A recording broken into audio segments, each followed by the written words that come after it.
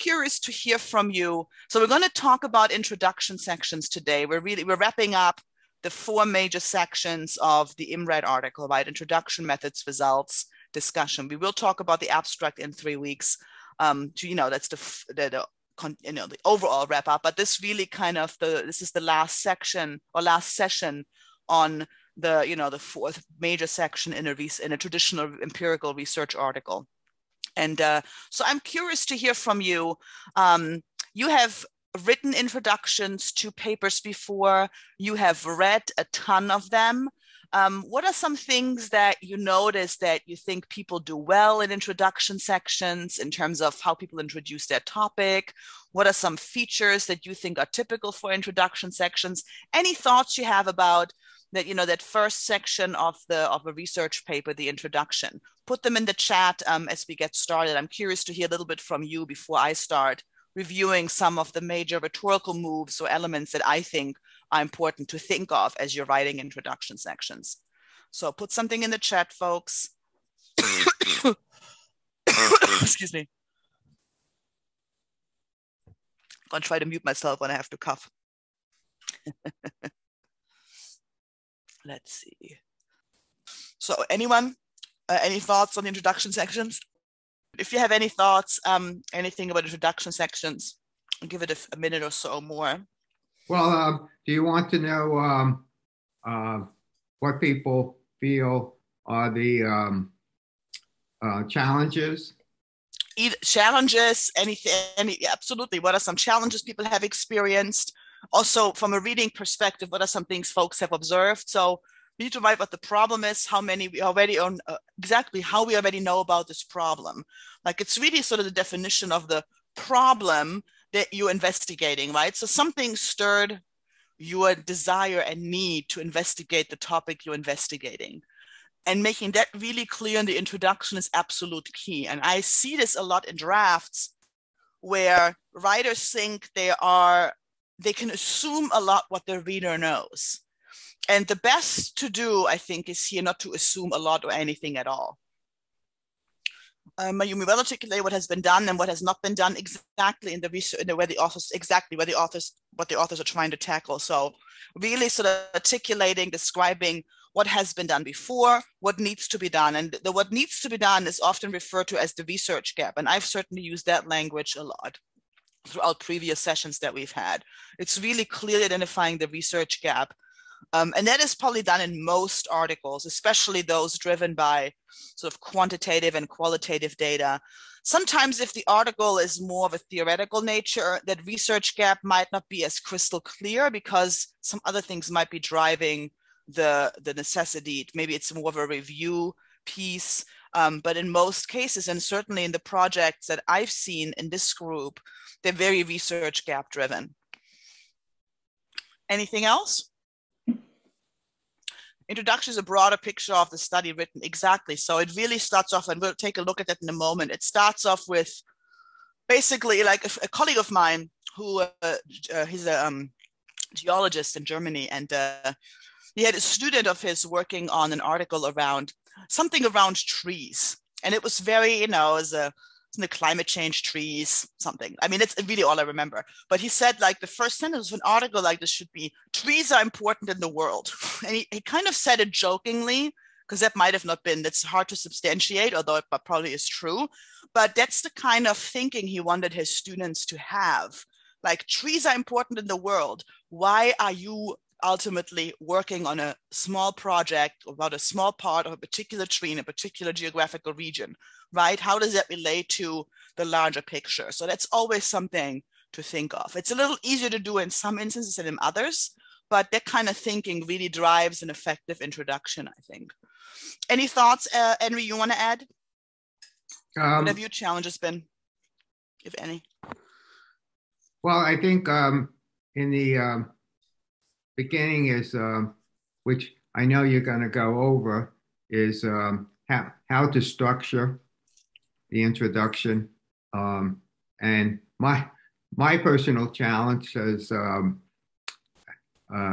it tends to be too long, and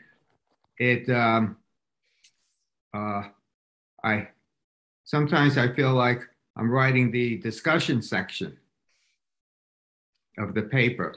And so I have taught myself or psyched myself into when I'm referring to articles, I have to drop the need to explain specifically what's in the articles as opposed to just giving broad strokes of what the article is saying. So I could shorten the introduction and put a lot of the other stuff about analysis of the literature review in the discussion section.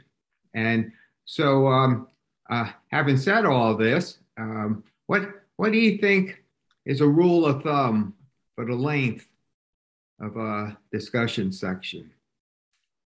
Page and a half, double space, or no more than 2 pages? Anybody have thoughts on that? I have some, I'll have a slide later on about this. So, there really isn't an ideal length. It sometimes depends on the journal, but there is sort of an unwritten rule, and I think it's like 3 to 5 paragraphs, which translates into a paragraph is about half a page, double spaced. So that's about 250-ish words probably per paragraph, double spaced on the page, because a double spaced page in a Word has about 500 words. So you're really looking at something between 750 and maybe 1,200, 1,300 words for introduction, which is not a lot. There are some journals that want a longer introduction, specifically when you go into social sciences research. There sometimes is a understanding of a longer introduction section, but they are not nearly as long as we think they need to be. Jeanette has a question. How do you know what to include in the intro versus the literature review? Well, that's actually a really good point, Jen. Let me talk about this because I'm glad you asked this, because an introduction section, the IMRAD article, is often compared to the genre of the literature review. But it really isn't a literature review. So if you're writing, let's say, for example, a grant proposal, lots of folks in the US write grants for the NIH. Or for the National Institutes of Health or the National Science Foundation. Or as you mentioned, like if you're writing a thesis, doctoral, master's, you're required to write a pretty lengthy chapter about the literature review. And it kind of does a little bit what Henry described.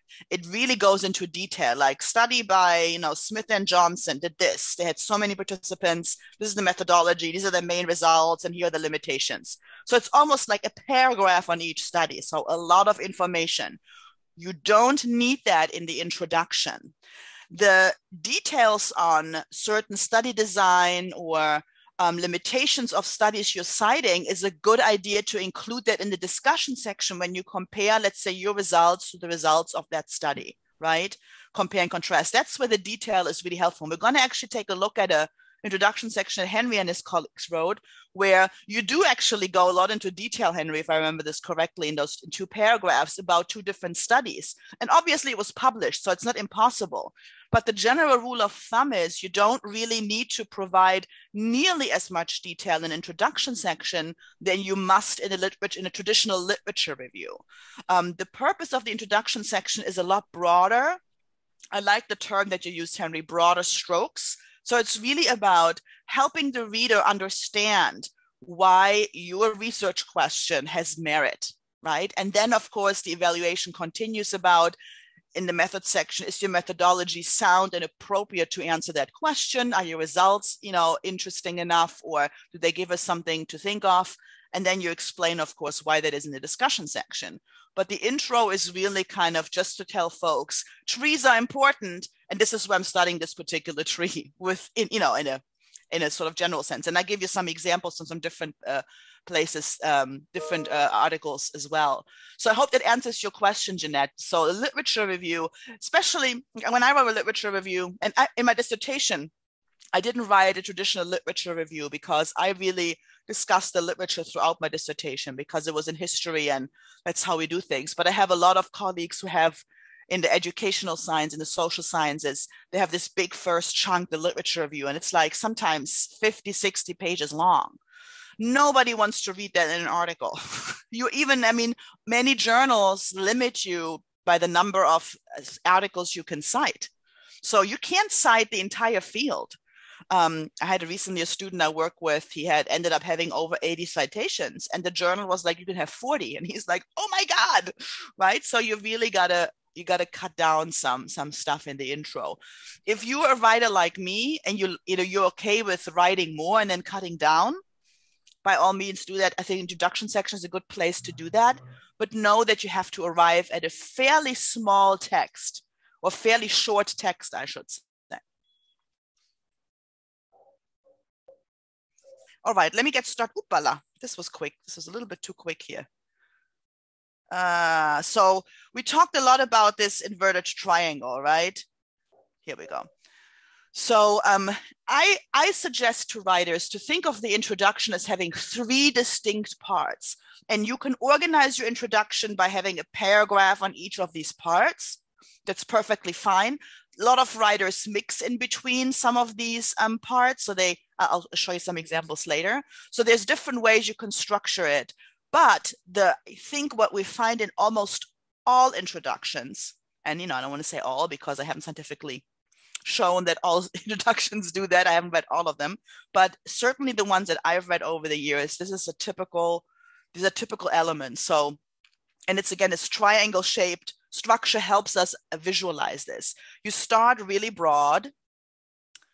There we go with meditation. Very broad with the first chunk, like the background. What do we already know about the subject? This is the part where it feels most like a literature review, right? But it's really kind of giving readers a context.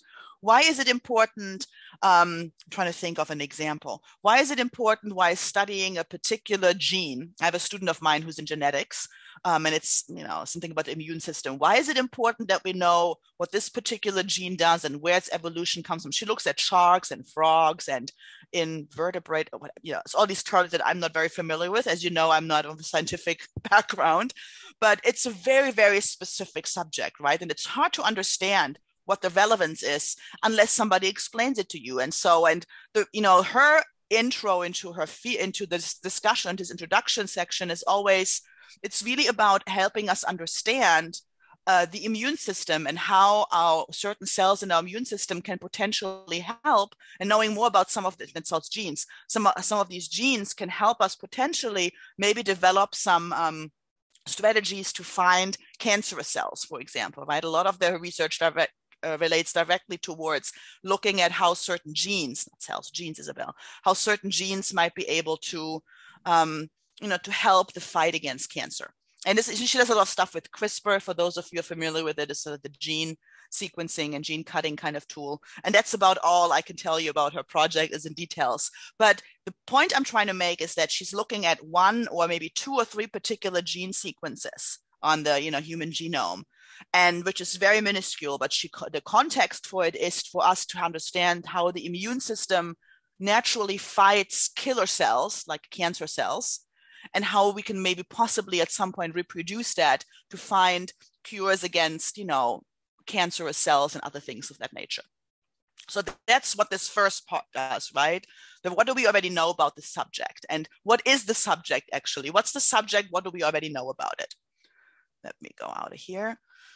So that's one part. The other part that I suggest to always include is the knowledge gap or research gap. Those are really terms that you can use interchangeably. So what is missing? What don't we know about the subject? So what we like to know? What don't we know? So in this example of my colleague with the genetic sequencing stuff that she does, like we don't know where these particular genes, how the history of their evolution in terms of, we see some of these genes in sharks and in frogs, and they're very similar to the way that they work in the human immune system. So we don't really know how all of that happened, right? So that's the research gap, the knowledge gap that she and her team are investigating. So whatever the research and knowledge, it doesn't have to be very broad, it can be very specific, but articulating that clearly in your introduction is really important. And that usually, I would suggest if you're looking at a 3-paragraph introduction, your second paragraph could, really be dedicated to that.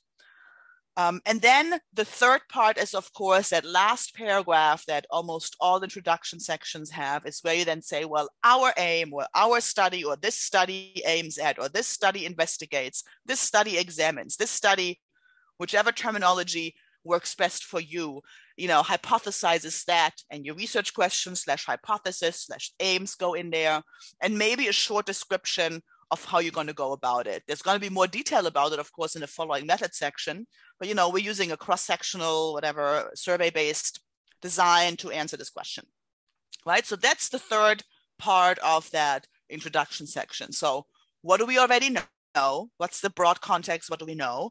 What don't we know? And what hasn't been investigated?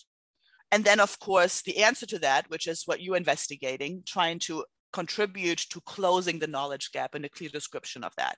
That is a standard kind of rhythm / structure / flow of most introduction sections. Now, some authors, let's say there's a 4 or 5 paragraph introduction, they might actually mix the research gap in different paragraphs. They might talk about it right in the first paragraph, or write about it in the first paragraph and then pick it up in the second. So it doesn't have to be only the first paragraph does this, only second paragraph does this. So it depends on your own writing style. It depends a little bit on the nature of the topic, but you do want to have these 3 elements represented in your introduction section. We'll look at some examples in a second. Let me, any questions, thoughts, comments? I'm going to take the annotation out here. Right, so ultimately, going back to the, the second part, knowledge gap, is sort of the middle part. Sorry, my drawing is a little wonky. And then, of course, you get very specific with your research question, hypothesis, and so on at the bottom of this inverted triangle. If it's 3-dimensionally, my students reminded me like a cone or something. If I make you hungry for ice cream as an ice cream cone, I apologize. No ice cream today. Okay, if there's no questions, again, feel free to put anything in there if something comes up as I'm talking about this with you. The proposed plan to address this part of that 4th part. So this should really be under the 3rd part, not its own 4th. I gotta change this. So some other tips, how to structure an effective introduction. I mentioned this, stick to 3 paragraphs, maybe 4 to 5.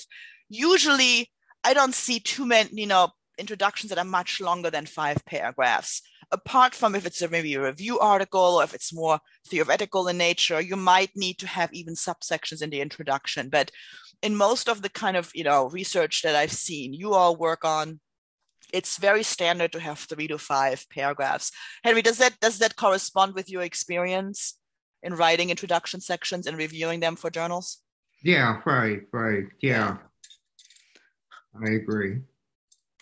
It was funny. I was reading this years ago in this article series in clinical chemistry that I always talk to you about, where this author with some authority was saying they're all, in sort of STEM writing, no introductions are longer than 5 paragraphs. And I thought to myself, how can you say this? So I went through a lot of different journals, just sort of browsing through recent, so not very methodological, just for my own pleasure. Went to some major journals and looked through introduction sections, and I did not find one that was longer than 5 paragraphs. Again, I didn't search for hours and hours. There was no system behind it, so I can't claim this is a real study I did.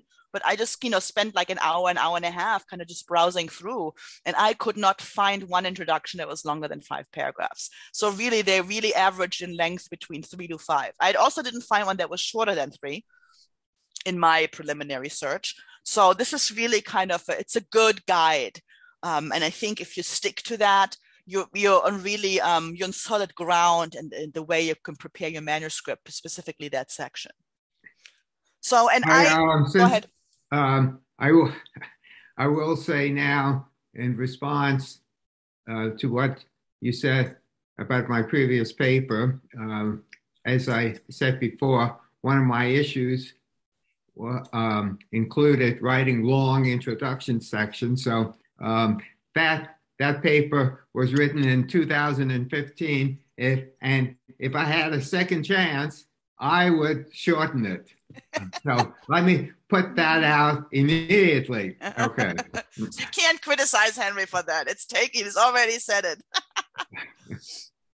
Yeah, But, yeah, and I know there is, we'll look at the example in a second. I think there's some value also in sometimes going in depth into certain in the introduction section. For example, and I noticed from some colleagues who do really novel research, and there maybe isn't that much literature to review for their particular field because it's very innovative, or there's not, I mean, you can make some connections to some other similar research, but really in that particular field, there isn't too much to write about, so to speak. So there's sometimes in a situation like that, it might make sense to really provide some more details on one or two studies that are very similar to this and the only ones. So there could be room for that potentially, but I think it's rare. It's rare. I think most of us have a large body of research to review that we can draw on. And so rather than trying to focus on just one or two pieces, it might be better to give a broader context. So the 3 paragraphs, so the first paragraph, or really up to 3 paragraphs, is what I call the context of your study. That's always like, what's the context? That's my number one feedback. It's like, what's the context of this? Like, and what I mean by that is, so why should I care is really kind of what I'm asking. Like, why should I care? Why is this important? Give me an idea of what's going on in your field, or why you chose this in the first place. And that's the part I think a lot of writers struggle with, and understand, myself included, because it seems so clear to us. Why this is important? Like, what do you mean? You don't know? You haven't read all the articles on this? And no, we haven't. Chances are that most reviewers, most folks who give you feedback on this in your field, have not done the extensive research that you have done on this topic. Maybe some, a little bit, but not the exact, rarely the exact same kind of depth of knowledge that you've acquired on this topic by reviewing the existing literature. So keep that in mind, that your audiences, even if you're writing, excuse me, even if you're writing for a very narrow discipline specific audience who will probably be familiar with some of the work you're citing, but they might, their specialty might be a little different from yours. So you really got to take that into consideration. I think that's the part where a lot of reviewers, I find, in the introduction section, or they make then these comments about like, this article isn't clear. Like, why is this? It's not clear, quote, clear is the code word. Why this is important.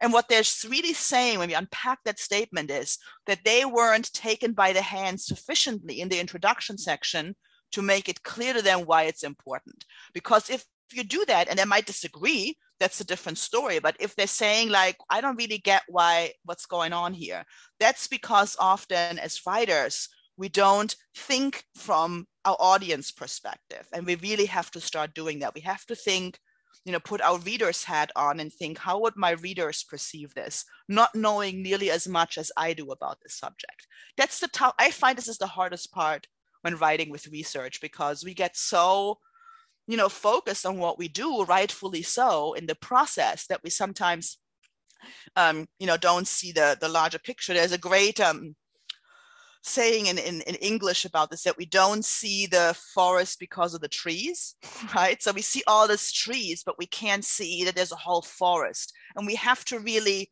explain to our readers that there's a forest and that our research are trees in there. I know why this tree analogy today is kind of a big deal for me, but that's the way I'm going. But right, so it's not seeing the forest because of the trees, meaning we're sometimes too focused on the details that we don't see the big picture. But in order for readers to understand why the details are important, we need to see the big picture, or you need to give us, you as writers need to give us some idea how to get there. So that's really a big chunk. And if you have a very complex topic, this can take up to 3 paragraphs, right? The second to last paragraph tends to be the one where a lot of writers focus on the research gap. And it's usually done like this. So you have maybe the first 1 or 2 paragraphs. This is the general topic. This is a study that's been done on this particular, blah, blah, blah. And then the second one might become a little narrower. So let's say I'm going to give you an example that's made up. Let's say I'm writing about, my research question has to do if first-year college students in the sciences, like biology majors, if they tend to perform better on their final exams if they eat some chocolate an hour before their exam, dark chocolate in particular. So that's my research question. That's what I've created a study to, investigate. Maybe not the most sound study, but just bear with me. So my first paragraph might be like, the benefits of dark chocolate have been investigated in many different areas. For example, there's a study by, Henry Silverman on, dark chocolate. Nurses in ER settings use dark chocolate to kind of get a boost in their performance and in their focus, concentrating with their patients. There's another study by Ahmed Al-Qadaibi, that study is about using dark chocolate in a context of, elementary school teachers, whatever, right? So dark chocolate has been used and has been shown by many studies to boost performance or focus. That's the first. The second paragraph then maybe is like, in addition, maybe those examples are all from non-educational settings. There also have been some studies, maybe the second paragraph, that, has been people have investigated why, can dark chocolate consumption really increase academic performance? So maybe there's some studies from, elementary school, high school, whatever. And then in my third paragraph, I get to my knowledge gap saying, however, there haven't been many studies investigating using dark chocolate to improve the academic performance of college level students. Only one study 3 years ago by Elvis Achiri looked at how first year graduate level students in sociology use dark chocolate to perform their, to increase their performance on their master's thesis writing. I don't know, I'm totally making this up. So that's the research. So it often comes to this. However, even though we know a lot about dark chocolate in these settings, we don't know a lot about it in, higher education settings. And then my last paragraph is then about, in our study, we investigated blah, blah, blah, blah, blah. So I ended up having a 4-paragraph introduction. Dark chocolate used outside of education, right, to show its effect on performance and concentration. Second paragraph, here's some stuff from education, but not higher ed. Research gaps, since we know so much about in the other fields, but not too much about higher education, apart from these few studies. Leading into the last paragraph, this is why we're doing this study. Does that make sense? So that's sort of an example of this sort of that gap identified. Now you could also write about the research gap that we don't have a lot of knowledge about how dark chocolate affects the performance of college level students already in the first paragraph and sort of build that up throughout the introduction. That's another possibility. And that's really a stylistic choice and works better for some papers than other. Mayumi, you asked me about the minimum number of references to cite introduction. The more references, the better. That's a great point. I would not say the more references, the better. Some journals limit you in the number of overall references for your journal, for your article in general. What I've seen, and I've looked into this just this past week, because I had a student of mine approach me about this, writing a manuscript, and they're like, I have 80 citations, and my PI is telling me it's too many. An average I see is between 40 to 60-ish. I think less than 20 would be not enough. I think I would say 30 to 40 is sort of an average. Henry, do you have any thoughts on that? I mean, that's sort of what it depends again on the scope of the study. You might not have 40 citations, but I want to say everything above 40, 50 gets to be a lot. Any thoughts on that, I agree Henry? with that. Above 40 is a lot. Usually like 20 to 30. Yeah. Maybe 35. So if you aim for like anything up to 40, I think you're good, and a minimum of 20, I think you're in good shape. Less than 20, I'd be like, what's going on here? But again, so you might not have 20 references that exactly address the exact topic you're investigating, but it might be something related to it, right? So think about that as well. But you certainly, I think the more the better. I don't think that's necessarily true, because again, a journal article is not a dissertation. A journal article is not a thesis. It's really a short snippet of a larger body of work that you all are working on. So it's I would say dissertation, the more references, the better. Yes, because you got to kind of show off to your committee, right? I mean, that's what I did. Like, look, I've read all these things. But, in an article, people already believe that you have the credentials to publish, right? So you don't have to waste time on like trying to convince people you've read everything in the field. Elvis, I'm wondering what is the writing order of hypothesis and research questions? Oh, yeah. So that's a very good question. So hypothesis versus research question versus aims. And it depends a little bit on the field and the journal. I see in some journals, people use the word "we hypothesized" a lot more frequently. In other journals, people say we investigated, our research question was blah, blah, blah. So they don't necessarily always use the word hypothesis, but all research, of course, is hypothesis driven. So it really depends on the journal convention, sometimes the conventions in your field. I would say go with what feels natural to you. If you really work with I want to be clear about the hypothesis, then use that. And reviewers and editors might be like, hey, could you frame it in this way? Or they might be okay with it. Henry, you have any thoughts on that? Well, no, I agree. I tend to shy away from the word hypothesis. I think it's, especially if you're doing qualitative research, there is no hypothesis. So I like the idea of just stating what the gap is, and then that flows directly into the. You could state the research question, but that all flows into what's the aim of this research. Correct.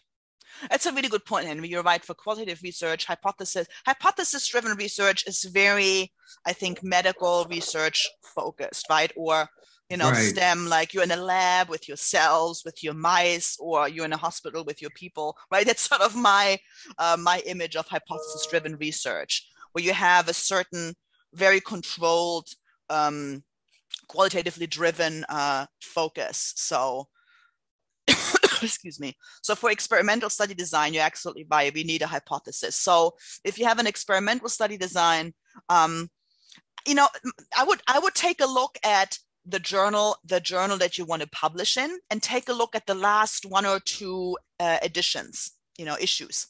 I would always do that, not just for this. And take a look at how the authors who are published in those issues structured their introduction, particularly how they write about their research question / hypothesis in that last paragraph. That will give you a good inclination what the reviewers and editors of that journal want to see. And then you use that to model, your own study after. That is the best. That's the easy kind of way. If you think about it, it's like, oh, I just have to look at other papers, because these are obviously being published by the journal. So they're doing it quote unquote right, or they're meeting the expectations. So use that to model your paper after. That's why it's so important to know which journals you're looking for, what journal is your top choice, because you can use that then to structure your sections and kind of see what other people in that journal have been doing. So last paragraph, right, we talked about how you address the gap in your study, what you do about it, blah, blah, blah. We just talked about this a lot. Sorry, I should have advanced the slide a little more. A couple of little tips and tricks that I find useful, that I found useful to think of when writing an introduction. I think it's not a bad strategy, and again, some of it depends on the journal, but to think about writing the section for a more general audience. So what I mean by jargon, which you should keep a minimum, is a lot of discipline-specific terms, but also try to write for an audience that might not be totally familiar with your topic, might not even be necessarily very well versed in scientific research. It doesn't mean you have to dumb it down, and it's easier to do for some topics than others, and not all of it has to be written this way, but that's a good guideline, because your introduction it's telling a story. And so the clearer you can, the more effectively you can tell your story to larger audiences, folks who are in the field will also appreciate this. So Jeanette, you have it. If your paper is in a field which has a lot of publications, can you cite mainly reviews in the intro? Jeanette, it's hard to say that as a rule. It depends on, think about what are the most important works that have influenced your research design and your study. So if there's there are a lot of reviews on your topic, you certainly want to cite them. But if there are some really outstanding studies that, you know, have influence the way you think about your work, then you can cite those as well. So this is why it's always such a dance with every manuscript's a little different. It all depends on, you know, how. So let me put it this way: the citations in the introduction should help your readers if they want to go deeper into the topic and be like, oh, I'd like to read this article. I think I'm going to get a deeper understanding of this topic. That's what these sources ultimately should do. So it's not just about pleasing reviewers and editors, which you'll have to do later on in the review process, and I'll talk about this in a second, but really thinking about enhancing your story. That's really the main point. And if reviews do that, by all means, cite reviews. But if you're doing a experimental study and you're not citing, you know, well, I guess if you're citing reviews of other experimental studies, maybe systematic reviews, maybe, but you do want to give your readers an idea of what the breadth of the investigation has been, or some elements. So it's hard to give you, there's no right, like this is the formula you follow for every introduction, apart from covering those areas. With citations, it has a lot to do with where you're going with your own work. And I did mention, so with citations, what also always happens a lot, and we have talked about this before, when you go through the review process, reviewers might be like, oh, I think you should cite this and this and this. And often what they want you to cite, in some cases, many cases maybe, might be their own work, because they're trying to increase their citations, which is really kind of a cheap way to do that. I really resent when that happens. In some cases, reviewers might suggest their own work because it actually could help, right? Because if that's the case, then by all means you can cite them. So what I'm trying to say is, you will probably in the review process receive suggestions from reviewers and or editors to add additional citations. So it might behoove you to maybe not go to the max already when you're submitting your draft, but, you know, keep in mind that you'll probably have to add, because even if the reviewer is like, oh, let's publish this paper and, you know, add these citations, it's their own work.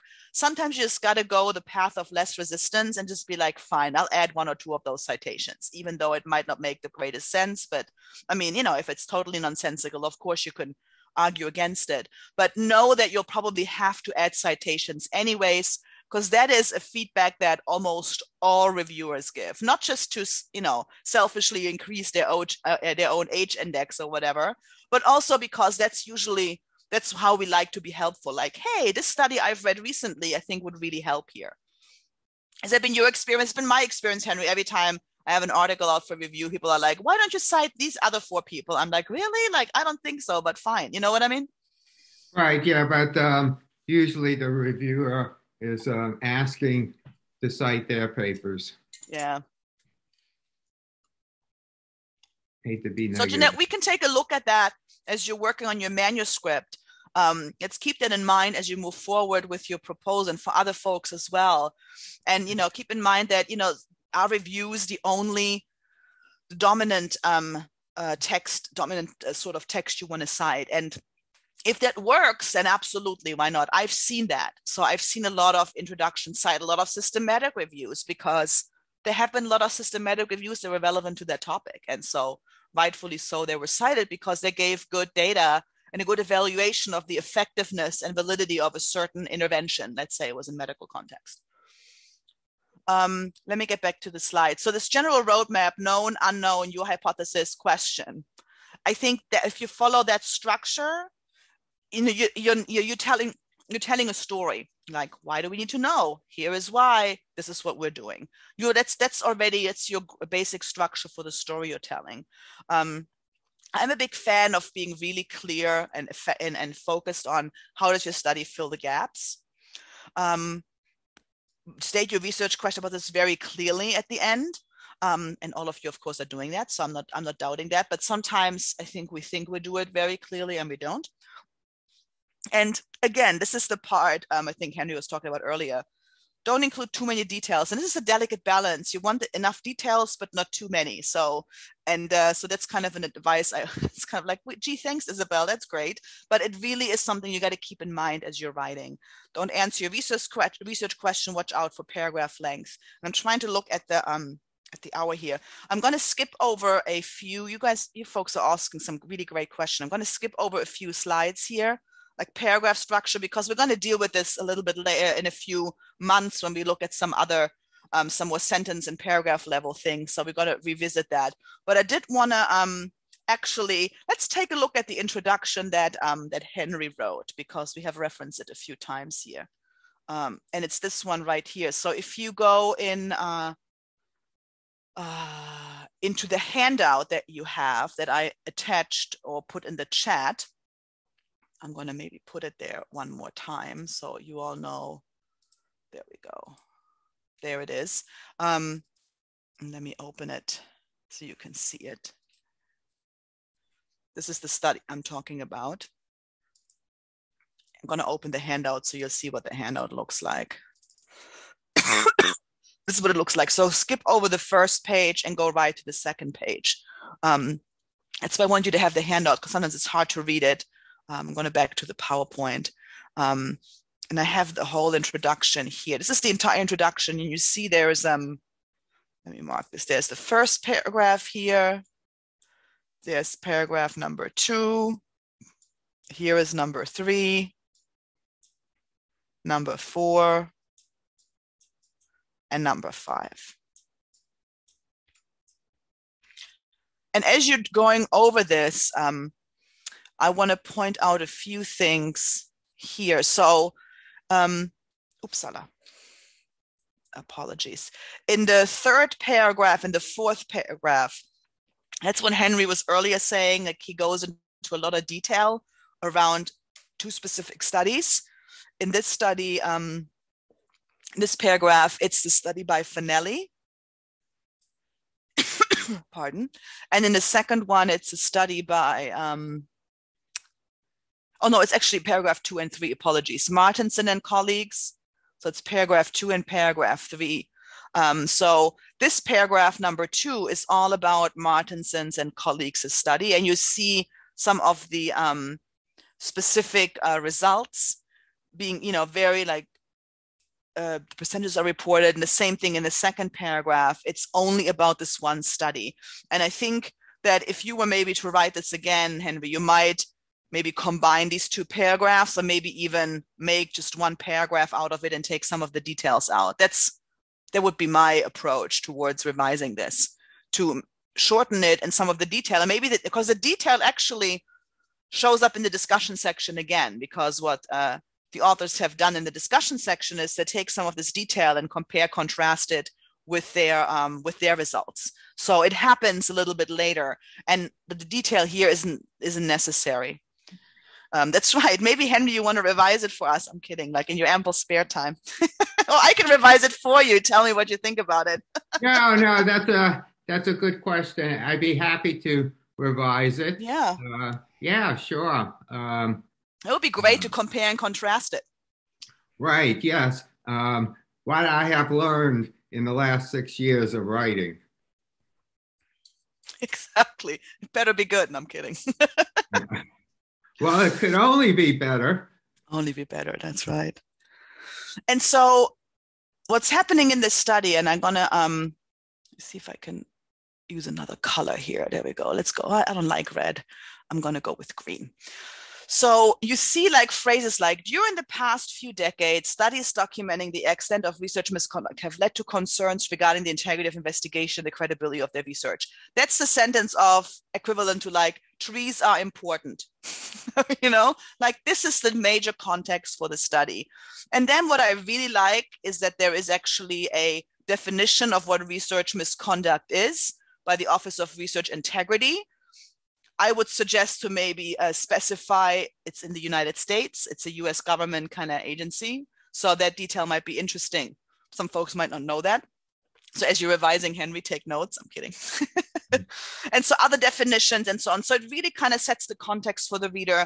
This is the context about research misconduct that we're talking about. So it's really broad and really setting the stage. And then and so the study really looks at, investigates research misconduct amongst, what was the title of the study? Was it the Arab region? Is that the terminology used? Yeah, and among investigators in the Middle East, right? So the focus is really on a particular geographic region.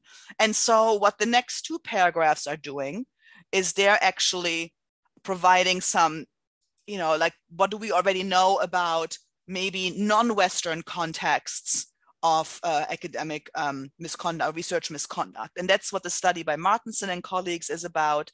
And the study by, these are Western, that's why Western countries. So now it's about what's happening, what we know about it in Western context. So we have Martenson and Fanelli. So again, these two could be combined.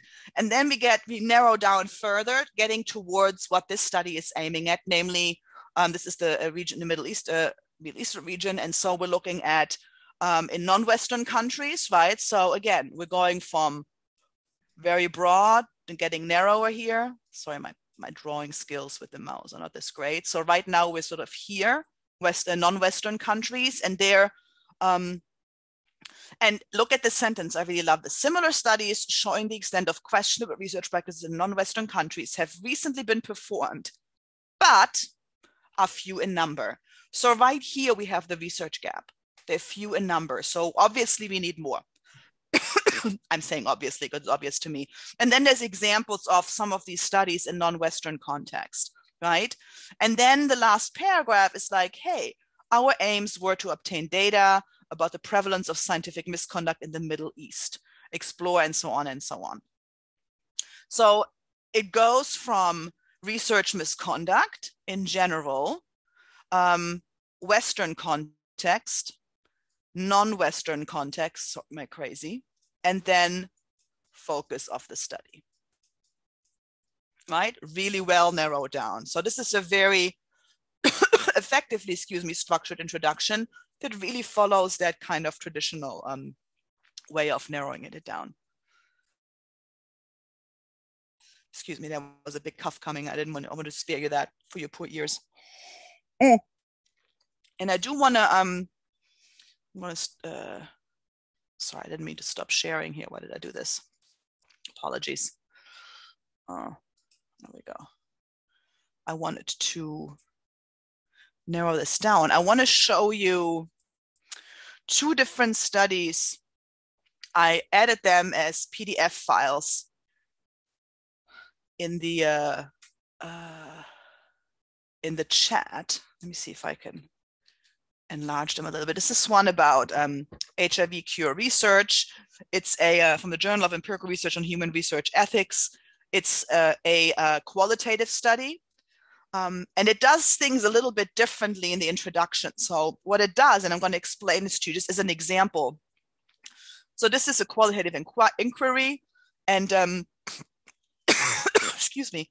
And so these authors are looking at three elements that have often been discussed or mentioned in HIV cure research in the United States. And this is equipoise, risk-benefit ratios, and otherwise healthy volunteers. So there's these three elements they're investigating, and they're doing this by expert interviews and I think focus groups, just to give you a heads up on that. And so what the authors are doing here, rather than doing the typical sort of inverted triangle introduction, because they're focused on these three elements, there's a general introduction. The first paragraph provides a definition of equipoise, just in general sets the context. There's a quote here from FDA research about what HIV cure research is defined as, and FDA is the Federal Drug Administration in the United States. And then the second paragraph here focuses on equipoise, right? One of the three elements. The second one looks at risk and benefits ratio, the second point. That was already in the title. And then the third paragraph goes into greater detail about this idea of otherwise healthy volunteers, right? And again, this is specific HIV research stuff. So if you're like, I don't know what the heck this means, it's okay. Just trust me that, here it is. The otherwise healthy volunteers, that is the third piece. So they're using the middle of this, the middle paragraphs of the introduction to define these three different terms to show the relevance of the qualitative study outlook that they've developed for their study. The slight variation doesn't go the same narrow down structure, because it starts broad, it defines, and then it kind of has this last paragraph here We review 3 ethical topics in HIV cure research, and so on. Honestly, I think this could have been structured more effectively. I mean, that's what I think, and what one of my students always think when they did analysis of this article. But it was obviously published, so it works in some way, shape, or form. But just to give you an idea of another type of structure for an introduction that works a little bit differently. It generally follows this idea from broad to general, but not nearly in the same shape that Henry and his colleagues' introductions did, with really narrowing it down paragraph by paragraph, but mostly because the topic of this article lends itself towards a different structure. And I have another article that I'm not going to go over in great detail. Let me take out the annotations here. It looks strange. This is from geographical research, species richness, biodiversity research. It has a much more traditional narrowing down of the introduction. Anyways, I'm going to stop sharing here. And any questions, thoughts, comments? Because we are 1 minute to the full hour. I can stay a few minutes longer if folks have time, but I also know some of you want to go to bed or do other things with your life or get the day started as Henry wants to in his fall outfit. Well, I think people who are still writing their proposals, this would be a good time to practice while it's fresh in your mind, the introduction section of your proposal. Look at what you have already written and see how you could restructure it to fit this concept of the inverted triangle, which I find very, very helpful. And we'll be happy to look at it. Right. So, I mean, this whole year is about writing proposals, and you're getting a lot of good information about the writing of the different sections of the proposal. So this would be a good idea to start looking at what you have written and practicing what you have done. It just makes for. I mean, I've seen people give me papers to read prior to their submission to a journal, and I see these really long introduction. Or when I get a paper to review and I get this long introduction, it just really makes you want to put down the paper. I reviewed I took a look at a draft from my colleagues, and they did some research, survey-based research on students, college students experiencing mental health issues, for the lack of a better term. And so did a large survey, different institutions, especially graduate students. And they wanted to submit it to a really super high impact journal, rightfully so, because the data set was really strong. They had folks from 3-4 different institutions. It's a really great study. And I'd known about the study for years because they were analyzing the data. It took forever to, this was a long-term study. And so they finally sent me the manuscript.